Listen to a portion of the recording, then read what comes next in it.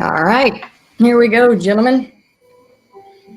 Just want to say hello and welcome everybody to another show of Expeditions for Answers. As y'all know, I've got my production guru down there and co-host Gary Spikes, and tonight our special guest Patrick Vaugn. Very interesting guy. Very spot on. He could teach you a lot. So hope y'all enjoy the show tonight.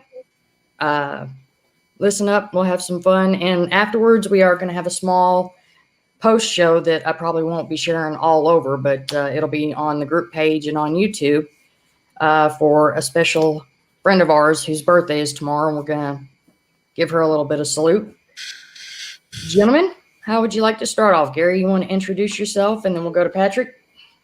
Not really. You're the host. Let him talk, and I'll sit in the background. All right, jackass. Patrick, welcome to the show, buddy. Give us Hello, how are you doing? Good to see you. I know. I haven't talked to you in so long. Go ahead and give us your background and tell us a little something about you. I'm an outdoorsman. Got into primitive living skills, primitive survival, and of course all the skills and knowledge that Christy's harassing me. I know my messages have been going crazy, so.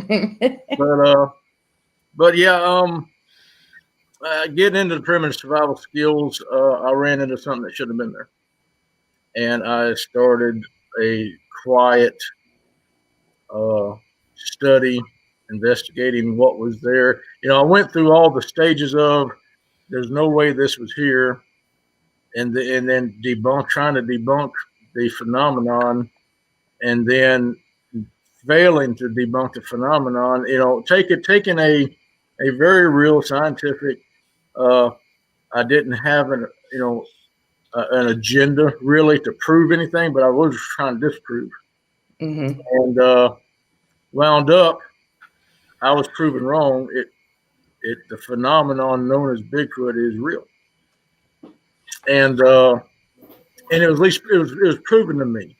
I had a serious disbelief, a serious belief problem, and because I just could not wrap my head around. I was always there's no way this is there.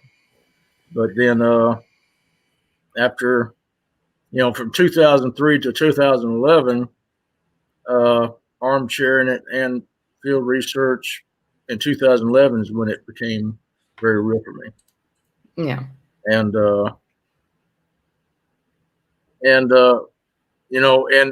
applying a real world way of investigating them. If you can see it, smell it, track it, find sign of it, it's real. Yeah. And I consistently did that, and I tracked them to the point to where, all their homes, with their home sites wound up having all the same criteria. Mm-hmm. And so using that criteria, the one that I ran into the very first time, she wound up, she was a female, wound up starting a family, and I kept that group, because I wasn't going to come out with anything. I wasn't going to say anything about anything. I was going to learn for myself how to avoid them. I knew they were real and leave them alone. But after, the safety factor of them really started sticking out about how safe are we in the woods, because I can be in the woods with just a knife or out a long ways back, and I've done that, trying to leave them alone, but yet here they come walking around, and you hear them, and they're investigating you. And so I had a lot of questions, did a lot of investigations. I learned that they study you out of their own necessity. They study you because they need to know what your presence means to their survival. Oh yeah. Every time man steps in the woods, man doesn't live in woods. So when he steps in the woods, he's doing something. He's either putting his nose on a trail, walking down a trail, going to a deer stand, and then walking back out, which is an observed behavior and they're fine with it. Yeah. You know, as long as they observe your behavior, they know what to expect in the future, they're okay with it. But like, you know, other times, man steps in the woods, he starts flagging off places, and then the whole place is cleared. And that's a serious challenge to their survival. And so they watch you closely, they study you, they have great capabilities. You know, one of the biggest questions is, well, how come we just can't go out in the woods and find them? Well, that's because their personal space is much larger than ours. Their great eyesight in day and in night allows them to pick you out way before you ever even get close to thinking anything about them, and they can just get out of your way. Mm-hmm. You know, and so yeah, they're there. They study you. They're real, and it sounds like I'm selling something, but I'm not. It's just that I gain evidence of particular individuals. I do case studies on particular individuals. And then I put out, okay, this is what I have this individual. Mm-hmm. And you can listen to it and believe it or not believe it. But my main goal, my main driving goal is for the person that was like me, mm-hmm. that there's no way these are real, that in the back of their mind, after listening to good information, solid research that I put out there that they listen to, that the next time they're out in the wilderness, in the back of their mind, if they start seeing something that could become a bad situation, in the back of their mind, they might recall that information I gave them, and they'll get out of the area safely without having a horrible incident or, you know, something worse. Touch a little bit on that, if you don't mind. And y'all forgive me. I realize I'm a little bit glitchy. I guess my internet's not cooperating tonight. Yeah, but touch on, like, you know, what you really are, other than, you know, looking for the Bigfoots, what got you into it, you know, with your survival and your tracking skills that you use. Well, when I got into, you know, primitive survival and primitive living skills, you know, it's based, you know, you're surviving with the bare minimums. And I grew up hunting and fishing, living off the land pretty much. And, you know, as an adult, I missed that. You know, I was working so much, and I'm like, I missed that. And so, you know, I run into an organization, and they were just as weird as me. They like doing the same things I like doing. Mm-hmm. So I got into, you know, primitive living skills, learning how, which I'm a third generation tracker. You know, my grandfather was a tracker. My father was a great woodsman and tracker. I grew up learning all those skills, and which I lost my train of thought. But, it happens to me all the time. but you know, but when, you know, inside this arena of primitive skills, you have tracking, you have primitive snares and traps, you have equestrianship. You know, you have to demonstrate your ability of survival in your area. Mm-hmm. And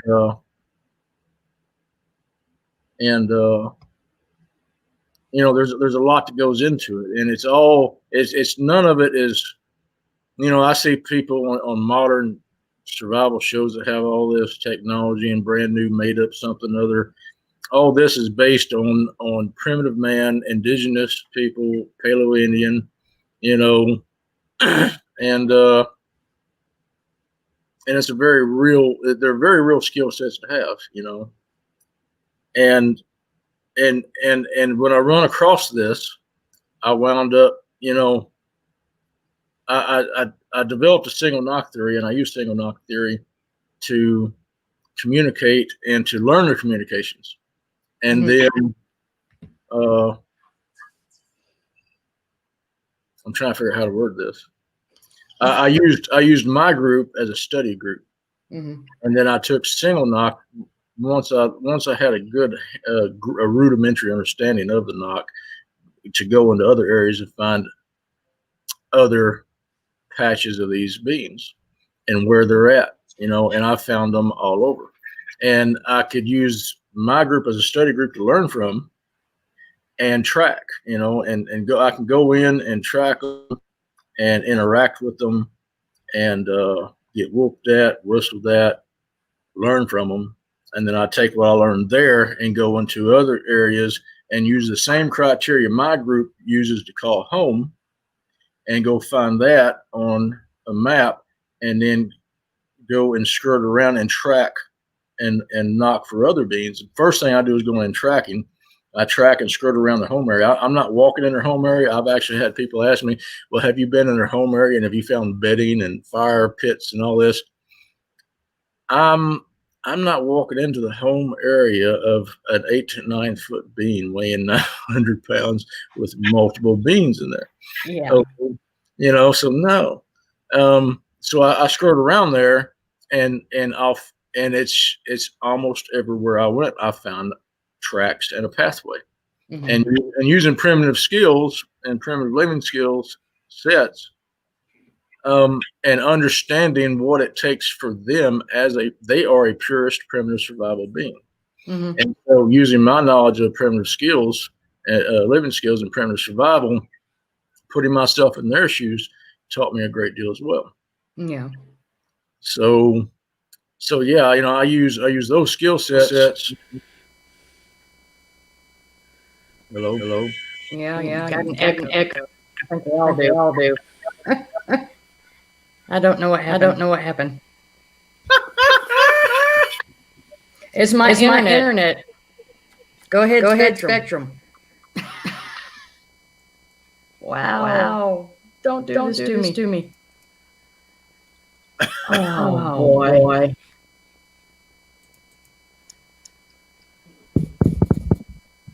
Oh, this would be fun.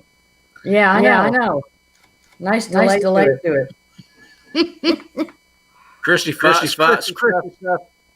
I can't even talk about laughing. I know. I'm just like, what do I do to fix this and open up the room? Christy sci-fi. You punk.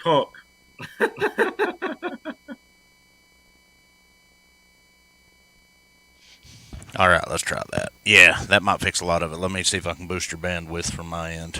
Well, I was gonna say. Audio. Yeah, we got you here. Okay, you should. That's for bed. Patrick, would you say something, please? Testing. Okay, you're good. No, I feel echoing. I don't hear nothing here. It's on your end then. Great. I got a lag. Do what? I'm lagging. All right. Try something. Gary? You get drill Patrick. I didn't even hear what she said.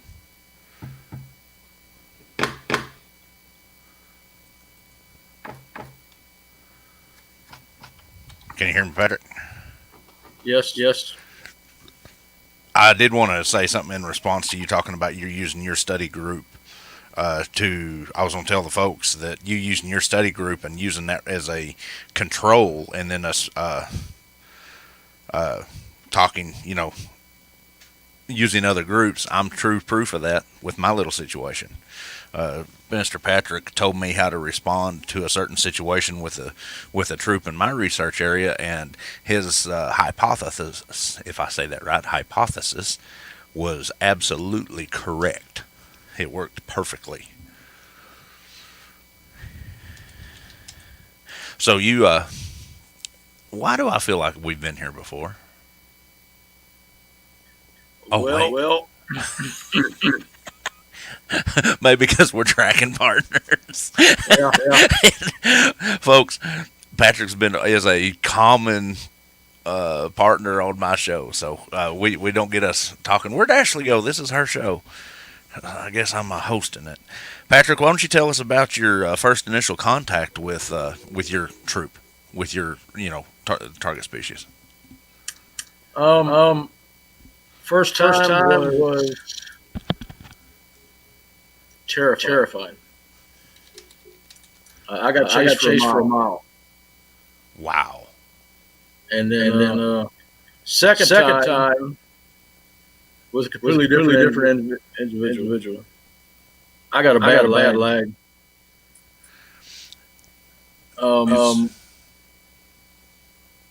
He stopped me at my deer stand and sniffed at the bottom of the door. And I still wasn't believing it.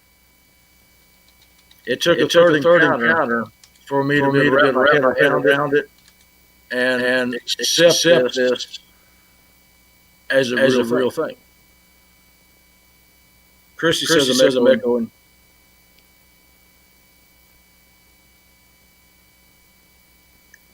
I just totally lost you. You said Christy. Christy says I'm echoing. Yeah, I'm seeing that. Everything. And it's still doing it. Feel like I'm in a silent movie. What ticks me off is we goof off in here all week long and this doesn't happen. And I go live on my dad's show. One thing about it, drop your green screen to boost your bandwidth.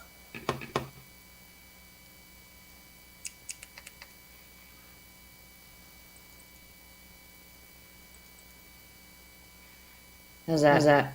Nope. So I don't hear nothing over here. So it's on y'all's end. It's a little better. I mean, I have nothing running in the background. I don't have Facebook on. No, that's gargled. You're doing the same thing that we did last night. That's freaking internet. Everybody's blasting the internet. Well, I tell you what, Patrick, here's what we do in my show, and I don't mean to be taking over, but this is what we do in my show when this problem happens. Patrick, just start talking and keep talking, because you're the main one that we need to hear. Yeah. All right.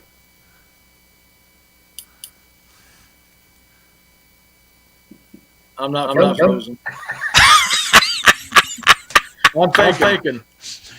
Your first initial let's start with your first initial contact with your primary group, and just take us from there on how you built your relationship with them, over the years, because that's real important, I think. All right. First thing happened was out of the blue, I get faced with an encounter. And I couldn't accept it. It was extremely difficult to go back to the woods. I'm talking like this because I'm listening to myself like this. Gary is loud and clear. But me and you were so off. All right. Go down to the bottom of your screens to your cam and mic settings. Go to audio. Echo cancellation's on. Turn it off. Hello. Still doing it. Still doing it? Okay, now turn it back on. How are we doing? Yay! Hello? Patrick, yeah. Still lagging a little bit, but at least we're clear. Please talk while we can hear it. Okay. So initial contact was a terrifying encounter that left me in a mile chase out with one right beside me. Okay. And then and then after my second encounter, it stalked me to my deer stand and crawled my door, sniffed at me. I had to admit that there was something to the phenomenon. Okay, because when you can do the same process and have the same outcome more than once, it's not a fluke. Mm-hmm. Okay, it's a confirmed result. Yes. So my little boy, was watching these shows about finding Bigfoot and all these other shows, Monster Quest and everything else, and he says, "I've got to go find Bigfoot, Dad, please." And I'm just like, "Are you sure you want to go look for that?" Because I just had two terrifying encounters, over a 6-year span. And so we go out and we're looking, and I've been armchairing a lot, but then we go out and we do a lot of field work, and he calls one into the fire, and she walks into the fire, uses a single knot, and myself, the girlfriend I'm dating at the time, and we're all looking at her. And I said, okay, they're real, you know. And so, you know, I still studied the knock, learned a lot about the knock, got a rudimentary understanding of the knock and what they mean, and you know, but you have to have more. You know, you have to find more avenues of investigation. Well, you know, there's no book on this. There's no expert that's written a book on this that says, okay, you do this or that. So you got to kind of feel your way around it. And so back to my primitive skills of tracking, go in if it's, you know, and go tracking. And I found her tracks. Then I started finding little Sam's tracks. Uh, my tracking partner, I went up there in the dark because, you know, I was teaching a tracking class at a primitive event, and one of the newer guys, uh, I put him out front and we're tracking, and I'm teaching them, you know. And then we find a track, a very well pronounced Bigfoot track on this property. And he goes, "What is that?" And I stomp it out. I said, "It's nothing, you know, just keep moving." Yeah. Because I'm not allowed to discuss it on, you know, the other community I belong to, primitive survival skills, primitive limited skills. I'm not allowed to discuss this. I am banned from discussing it. So you know, that's why I keep the two very separate.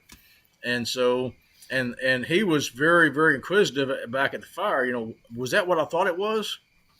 I can't talk about it here. Call me later. Yeah. You know, no, he calls me up. Well, he's wanting to go do this too. And I really need someone that's good in the woods, you know, because most even our new guys are better than the average bear, you know. And so you know, he wants to experience one. Well, I take him out and I recreated the same scenario that we did with my little boy, and to call him in. Well, when she came in, she had the little one with her, and she didn't come in. The little one skirted around us watching us. And he walked all the way out to the brush and was looking in the brush at the little one. The little one's looking back at him, you know, and so now he's all in. You know, I got a tracking partner for life when it comes to tracking Bigfoot now. You know, and going in and and really just sitting across the fire from her. She studied me as much as I studied her. You know, and I even though I had a weapon on me, she chased me out of the woods with a weapon, but I never drew it on her.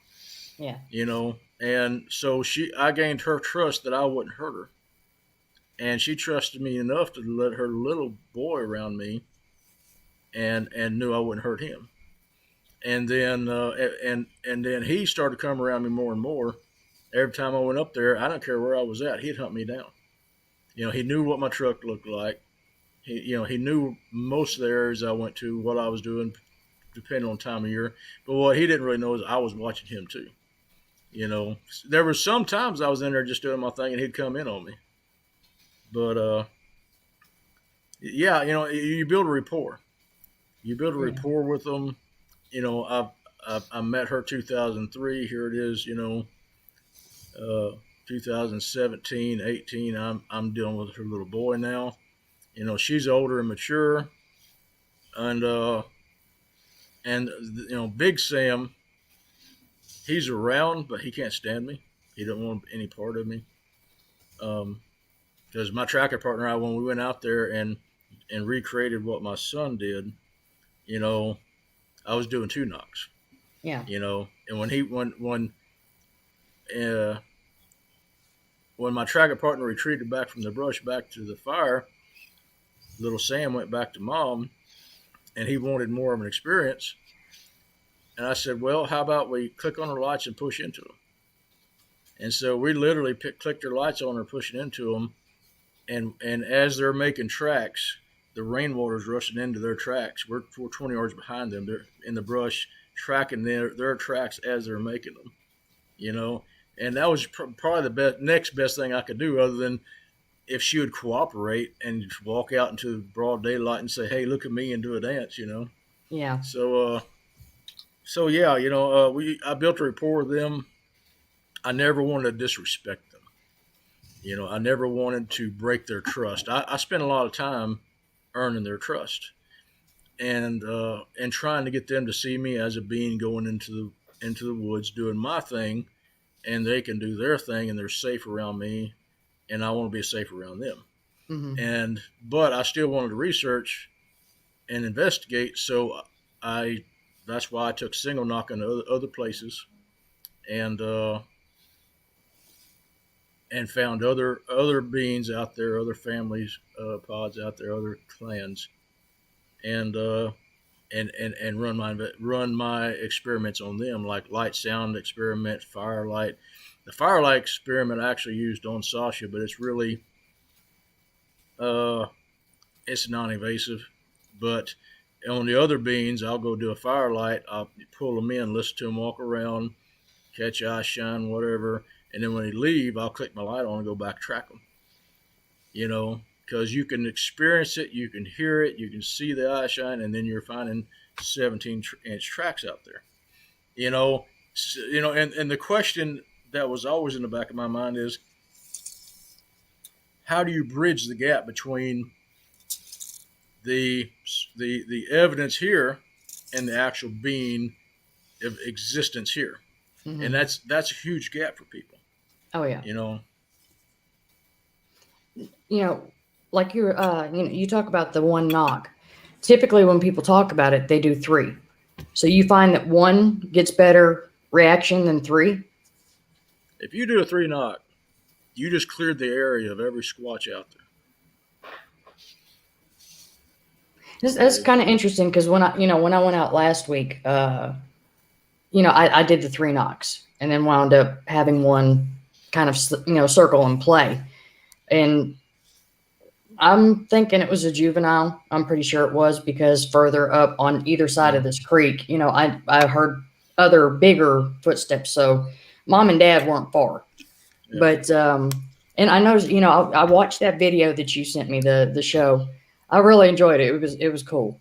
And I noticed, I can't remember if it was you, if it was somebody else that did somewhat of a grunt or a bark when you do calls. Are you not afraid that something like that, this may be why, Big Sam doesn't like you, but like when I'm afraid to do howls and grunts. I stick to whoops because I don't know if Yeah. the grunts and the howls are signs of aggression, or it would be like a challenge to the alpha male or the other males in the area.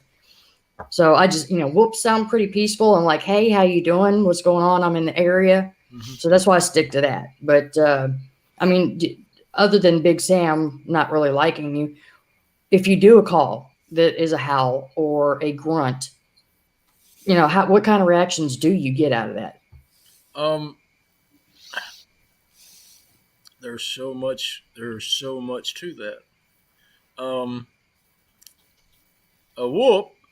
And now when I'm speaking, I'm talking in the general geographic area that I've been to. I'm talking, Texas, Arkansas, Louisiana, Mississippi. Yeah. Um, Now Mississippi, they act like they didn't know what a knock was. They were all vocal. If you wanted to contact them, you would yell. That's Uh, interesting. the other, yeah, it's really to me, they're just like people. People in this state are a little different than people in that state and what they've been taught or learned. But in my geographical areas, uh, a yell, the tone of the yell is what really carries the message. Okay, their yells, most of their yells are real long, Mm-hmm. but it can be a raspy, just real gravelly yell. And the real aggressive yell I heard, I only used one time. Well, I used it in one place twice. Yeah. It's actually a yell. It's a and at the end of the yell there's a Mm-hmm. so it's actually language on the end of the yell, and it's a very aggressive yell. It can bring out a very aggressive response. I've heard my guys do yells, and when it's a long yell, it's it's a long range. You know, it's an ex, it's an exclaimed communication. It's exclaimed when it's yelled, and the tone of it uh, determines the message that's in it. Because I've heard very concerned yell. You can listen to something and tell if it's a concerned yell. If it's a concerned yell, like I heard from Little Sam, because we had an issue, someone shot at him, and it took a while to patch that relationship up. Wow. Then I know he's concerned about me, and I need to get out of the area. Yeah, because you obviously carry a weapon, and since he's been shot at, he knows that association. Yeah, and he knows it wasn't me that shot at him. Mm-hmm. But you're dealing with an entire family with Sasha being protective. Yeah. Now after he got shot at, her explanation, her yell, which was an exclamation. It's an exclamation. Is it, that I don't mean to cut you off, but it does make a lot of sense because I've got wolves, and their howls, I can tell by the sounds that they're making what's going on. Like, if it's the kind of thing where I need to strap my gun on and go see what's happening outside, or they're fine, they're playing, and they're just the pitch in their house. Like if they're hungry, they're always hungry. It doesn't matter if I fed them or not, but they'll sit there and howl. When I pull up in the driveway in the truck and they hear it in the door, they're howling, "Hey, mama!" And then when the coyotes start howling down by the lake, they go crazy and they get real loud, real vocal, and then those coyotes shut up and they're gone. The next time you hear them, they're much further away. Yeah. So and I to be honest with you, I never really thought of it like that. That more like just the pitch, like wolves and other pack animals, how they communicate with just the different pitch and what they do. But that's pretty cool. Well, after Sam was shot at, I really couldn't confirm. But Sasha, while that truck was still there, comes on top of a bluff and lets out this god-awful yell, scream, concern, angry, every emotion a mother would have about her little being shot. You heard it in that yell. Oh, wow. I mean, I can only imagine. And so hearing that and hearing and I've heard them talk. I was at a pond and I heard little Sam go, and I heard her go, yeah, a little chatter. And I'm like, and at the time I didn't know what it was. I didn't talk about that encounter for a while, but until I think it was Chrissy Sci-Fi, I believe it was, that sent me a guy that talked about the chatter. And when I was listening to him, I was like, yeah, that's exactly what I heard. But together they talk, but then separately they'll use a knock. But if there is a need for immediate communication, that's your yell. Yeah. And the inflection of it, the tone of it communicates the emotion behind that yell. And the ones that are receiving the yell will know, well, either it's a playful something or something's really wrong. Mm-hmm. And so I don't yell at my group much. I'll do a short, inquisitive yell. I've heard Sam do it. I never made anything up. I see a lot of people go out on these shows and they're just trying something. They're just making something up. Mm-hmm. Everything I use was handed to me by them. Okay. I don't go out and just do something off the whim. Everything, if like that aggressive yell, I used it. I shouldn't have. I got growled at.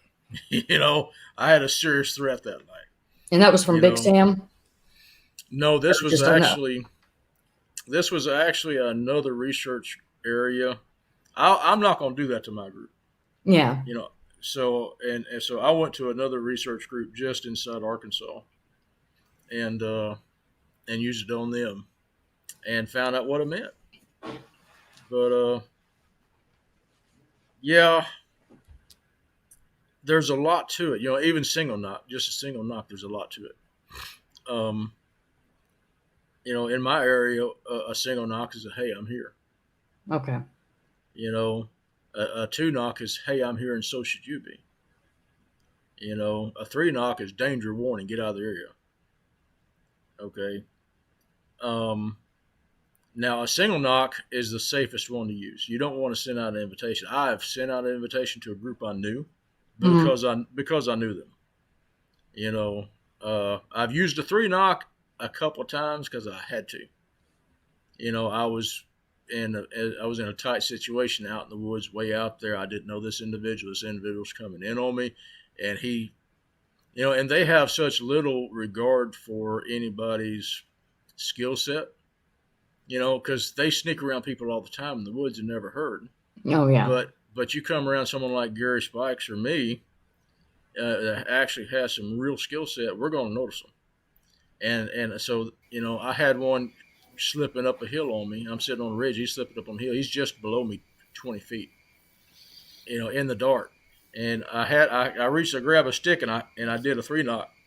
You know, and he just about tore down two pine slappings getting out of there. Hmm. Because it was that or it's going to come down to gunfire.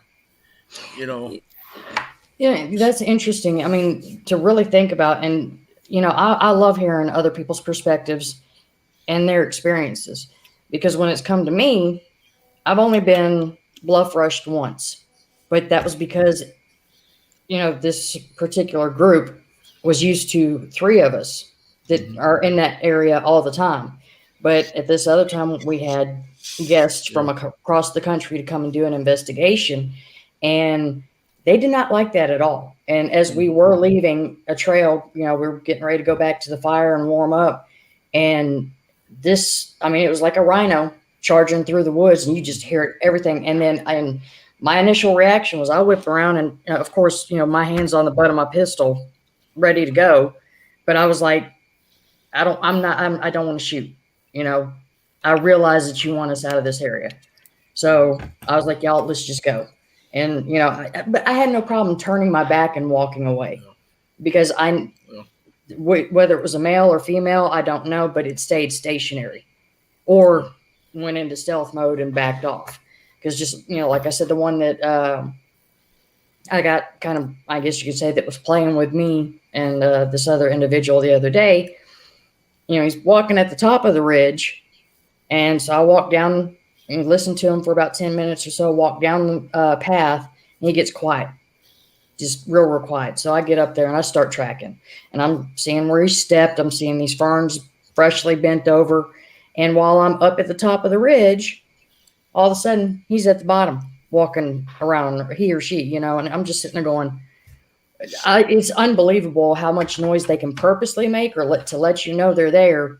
But when they don't want you to know they're there, they ghost. They are like awesome. It's almost like they levitate and just move.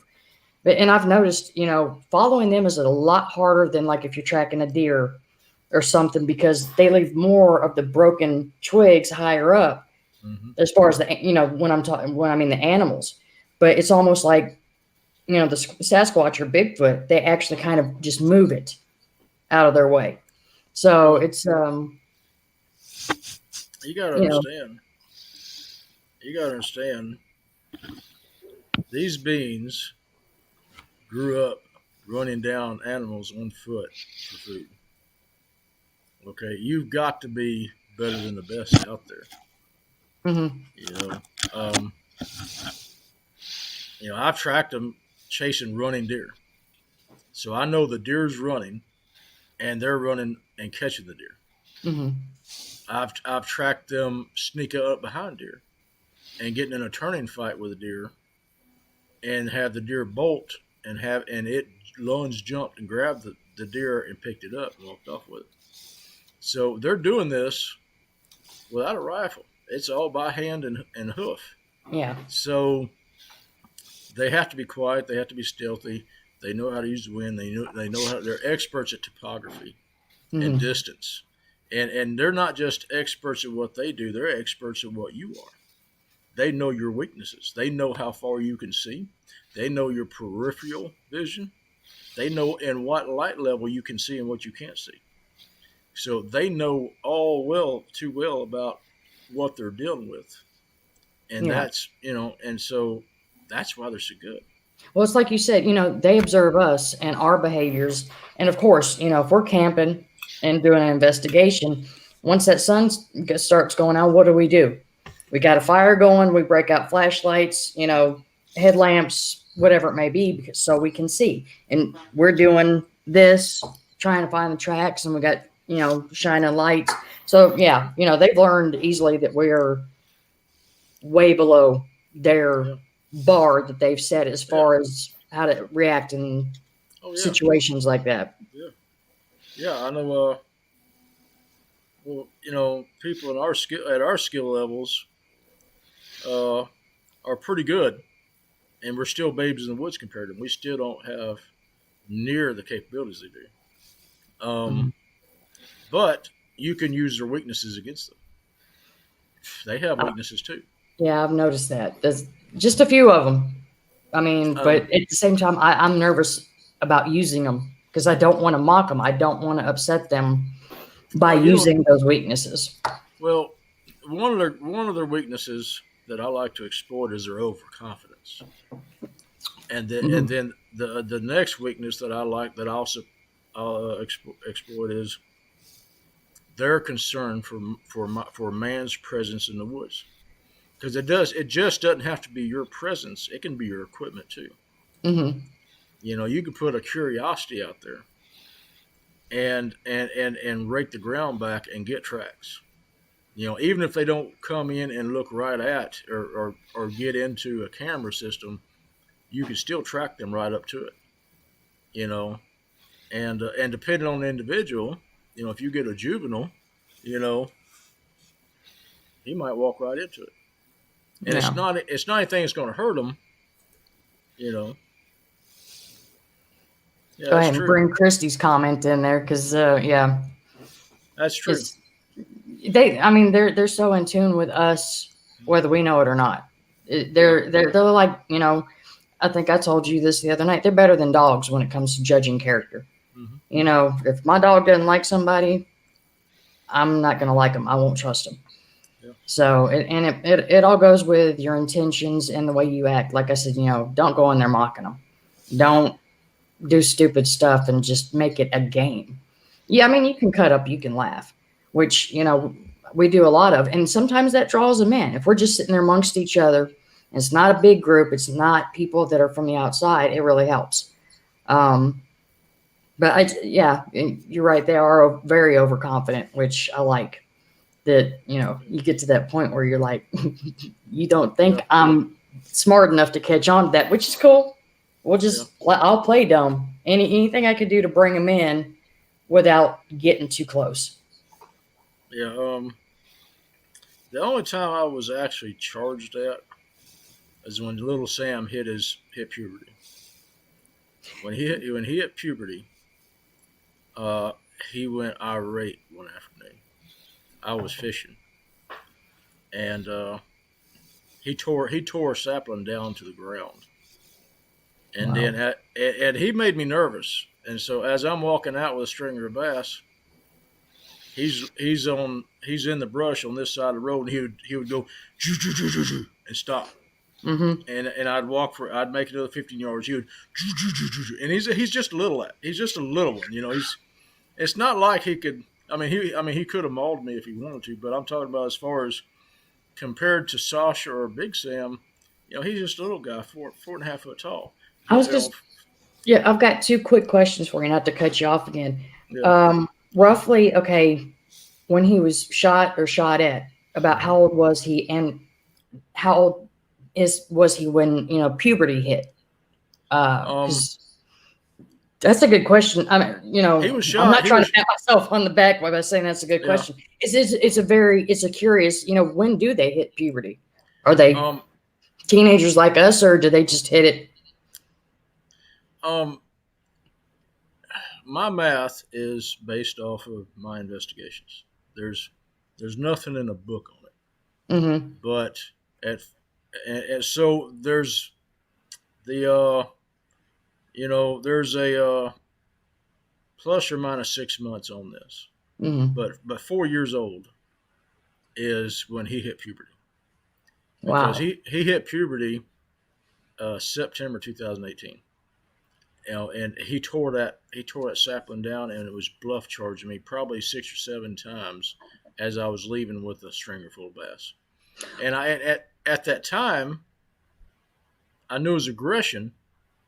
I knew it was aggression. I knew it was testosterone, but I didn't actually have a full witness of how much that affected him until the last part of September. I'm in there first part of November, and he's running and yelling in that area. Yeah.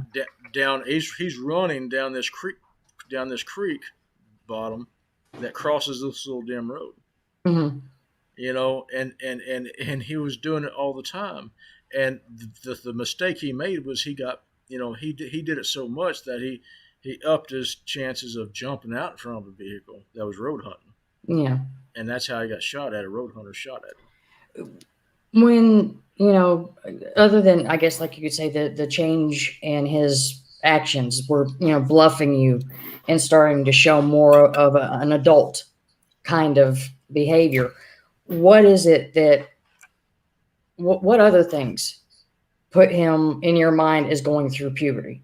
I mean, it's not like we can, you can really tell by his voice, cracking or anything like that. It's just, other than him changing the attitude.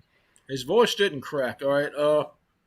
A juvenile Sasquatch has a that's their voice. Okay. After that aggression started, he went from that to a okay, and so that's his hormones changing his body. Yeah. We all go through it, and it's so weird to talk about a Sasquatch, but that's just the reality of what was happening at the time. And he was so rampant and so rancid with testosterone or whatever whatever hormone drives them, that he come running. He was running everywhere until he got shot. Now after that, it was December. It wasn't until December that I found out he was alive. Because after when the shot rang out, I was actually set up to get a video of it. Because he was in there. I was in there deer hunting. He'd come in there and he'd scope me out. He'd run the ridge tops. Well, I did some tracking and I found his trail. Mm-hmm. And so I got set up in the ferns, probably 15 feet above his trail, 30 yards off his trail, against a ridge, and I'm literally tucked under a ridge, and I got my phone, and I'm sitting there smiling, and I can hear him yelling, Mm-hmm. and I hear him yelling. He's yelling coming down this creek, and then he always got quiet before he jumped that road, but then he got quiet, and then 10 seconds later, pow, pow, pow, pow, pow, pow, pow. Someone empties a weapon at him. And you said he was like about 4 feet tall at this time? 4.5, something like that. And and this person, it wasn't a high powered rifle, thank God. It sounded like maybe a 38 or something like that. 38 revolver. I'm literally 60 yards from where he jumps that creek at, and I'm on his trail up a bluff above his trail. Mm-hmm. His trail comes on top of a bluff. It drops down, and as it drops down, he's not going to be looking at me. He's going to be looking down this way. Mm-hmm. I'm literally on a blind side on his trail, and he's going to sweep right under me, and I'm going to sit there with the camera and go, "Gotcha." Well, that didn't happen. He's yelled, he got quiet, and he gets shot at, and then 12 seconds later, I hear Sasha. I mean, seconds later, Sasha's on top of a bluff going, and then and you hear gravel peel out, the truck's leaving out, the guy shot is leaving, and I hear little Sam back there, and he goes, and you can listen to, that's what I'm talking about. You can listen to the inflection and the tones of their voices and discern what they're thinking. I think that would break my heart to hear something like that. And I had it played out in my head. I said, okay, I'm going to get out of here. I'm going to walk down here. Sam's going to be dead in the road, and I'm gonna shoot the son of a bitch. Because I'm feel for him. Mm-hmm. I really do feel for him. But the guy's gone. I don't know if that guy ever came back. If I was him, I wouldn't. I would Yeah. not want. I would not want to be that man and get caught down there by Sasha or Little Sam. Because Little Sam's 7.5 feet tall now. He's skinny. I know they've got an excellent sense of smell. I wonder if, and with him opening, if he was close enough to see little Sam and whether he shot from inside the truck or actually opened the door and got out. I'm pretty sure, Sam got a whiff of his scent, but I wonder if they can, really store those for individual people. Oh, yeah. They don't ever forget you. That's, it's like they get your scent. Yeah. And they know if you're bad, if you are peaceful, and you come back after shooting them. That's the scent of the guy that shot at me. Well, what sucked about this whole situation is my truck is 40 yards from this guy's truck that shoots on the same road. So he knew you were up in the woods. He knew I was there. He was coming to see me. He was coming to harass me and jump between two trees and go whoop. And take off. That's what we've been doing. And so when I did, he was out there like listening to you before. So otherwise, I mean, how else would he know that you were actually in there researching for Sasquatch? Who? The guy that shot. Or you're talking about Sam was coming into play with you? Yeah, Sam was coming. Got shot. Okay. Yeah. Sorry, I got a little discombobulated there. Yeah, Little Sam knows my truck. He knows where I go. He knows where I hunt. I actually left the area where I was hunting at because they turned it into a playground. Mm-hmm. That was his playground. And so, and Sasha was back there, and she was hunting, and she's providing for little boy. So I gave them that space and went a few miles down the road. Well, then that's where Little Sam is coming down the creek bottom, and he knows I'm going to be in there. And he would come in there and whoop and whistle and do his thing. Well, I'm trying to do mine. There's no way in the world I could ever relax around one of these things. Yeah. But yeah, he come yelling down that creek bottom, got quiet, got shot at. Sasha threw a fit. The hunter left. We're all in the same, within a football, within a football field of land. We're all the shooter, myself, Little Sam, Sasha are all there, and of course I took some of the blame for that. In their mindset, I was a guy too. And also they think maybe with your truck being there or whatever, you might have led this guy there. Yeah. Even though Sam was close to the road, you never know what they're thinking. I mean, because I know when it comes to my kids, I'm mama bear. I go crazy. I'll be put under a jail for my kids if anybody messes with them. I'm either 27 and 23, but I still hold on to that. So I can't imagine what, that's just the way I would be. And I am so anti-kill when it comes to that. And that's nowhere near gun safety. Just to shoot at something, knowing that you see another truck and somebody's up in the woods and you don't see an orange vest or whatever, he could have killed you. He could have shot you. Yeah. Oh, it was loud. It was right there, and I was furious. Oh, yeah. But there are idiots everywhere. And that's part of what I do is I put myself in their shoes. They're living behind enemy lines. Mm-hmm. Okay, and they can't go to Walmart. They can't go to a grocery store. They're providing what the land can provide. They're living there 24/7. If anybody sees them, they could be fair game to be shot. Yes. And so, and that's why I try to respect them. And I found out they're using this area. I went 2.5, 3 miles down the road, and he found it and did my tracking, found my own little area. Well, guess who tracked me to that little area? Which, from a research standpoint, it's cool.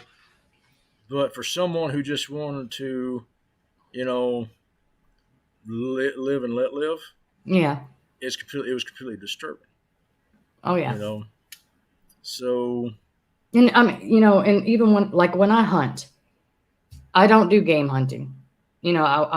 the only time I would ever shoot something like a bobcat or something is if it was trying to attack me, or say I had cattle or my animals. If it was a nuisance, if it was going after it. Yeah. Otherwise, I am every part of the buffalo. I follow my Native American heritage when it comes to that. I mean, y'all were talking, you and Gary talked about this the other night on the show that you did with survival and whatnot. You know, that whole part of the deer is useful. You know, the brains, it helps keep the skin. You know, when you stretch it out, it gives you a great blanket. You can take the bones in the right way and make fishing hooks, make needles. And, you know, that's what I believe in. But people that will turn around and just shoot an animal and take off, I just, you know, it kills me. I can't stand stuff like that. Well, there are people out there who think if they kill one, they'll get $1 million for it. Yeah. Which, you know, I think they'd actually have a group of people trying to hunt them down, you know, as far as those of us that are very, very, you know, we are Bigfoot advocates, whether people believe or not. We're not doing this to become famous. We're not doing this to expose them, because I could get, let's say I got a picture, you know, like I told you, this, my banner that was designed, this is how I had my first Class A sighting. Full on, he's standing next to a tree. If I would have had a camera that got that perfectly and there was no way anybody could debunk it, I would never tell anybody the location, ever, because I would not want them going after him. Big Red, that was, you know, I had a relationship with him, like you say, with Sasha and Little Sam. And it's just, you know, I wish more people respected it. We are going to get into wrapping up right about now. I loved hearing your experiences. Thank you for sharing those with you.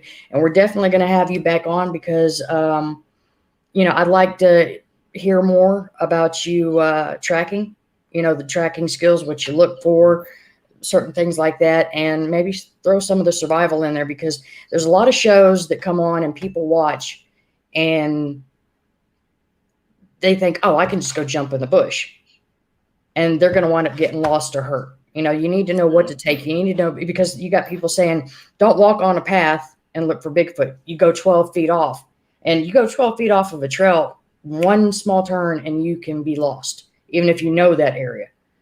So, you know, I really would love to have you back. I thank you so much for being on tonight. Gary, my production guru, thank you so much for the job you do. You're an awesome man. I love you to death. And we're going to go ahead and call it a night. And thank Patrick Vaugn, our special guest. Great job. And we are going to do, I'm going to shut this one down. We're going to open up another room. We're going to have Christy Sci-Fi on. If you want to, if you're watching this or whatever from a different location, check out Central Alabama Bigfoot Research Organization on Facebook. Ask to join.